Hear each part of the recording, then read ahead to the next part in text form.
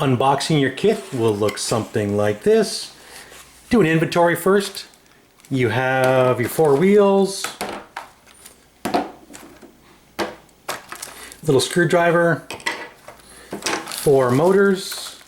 Each have a bag of hardware, you're going to need that. You won't need the wires right away for this part. You can set them aside.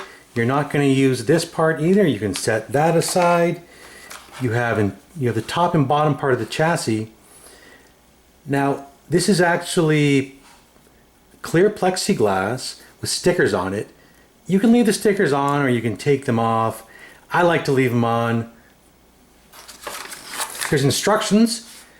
They're not terribly useful.